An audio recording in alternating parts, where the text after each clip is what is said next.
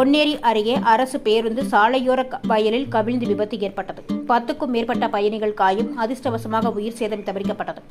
திருவள்ளூர் மாவட்டம் பொன்னேரி அரசு போக்குவரத்து பணிமனையில் இருந்து இன்று காலை தடம் எண் 62 சானாபுத்தூர் செல்லும் பேருந்து புறப்பட்டு சென்றது.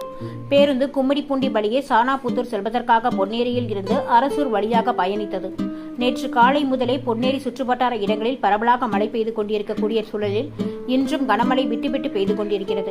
குறுகலான சாலையில் அரசு பேருந்து சென்றபோது எதிரே வாகனம் ஒன்று வந்ததால் ஓட்டுநர் அந்த வாகனத்திற்கு வழிவிட முயன்றபோது எதிர்பாராத விதமாக கட்டுப்பாட்டை இழந்த சாலையோரம் இருந்த வயலில் அரசு பேருந்து கவிழ்ந்து விபத்து ஏற்பட்டது. காலை நேரத்தில் பேருந்து சென்ற நேரத்தில் சொற்ப அளவிலான பயணிகள் மட்டுமே பேருந்தில் இருந்ததால் 10 பேருக்கு லேசான காயம் மட்டும் ஏற்பட்டது. தொடர்ந்து சம்பவ இடத்திற்கு சென்று காவல்துறையினர் விசாரணை நடத்தி வருகின்றனர். மழையின் காரணமாக சாலையின் அருகே இருக்கும் மண் ஈரப்பதத்துடன் காணப்படுவதால் பேருந்தை சாலையின் ஓரத்திற்கு கொண்டு சென்றபோது மண் சரிந்து வயலில் கவிழ்ந்து விபத்து ஏற்பட்டுள்ளதாக காவல்துறை தரப்பில் தெரிவிக்கப்பட்டுள்ளது.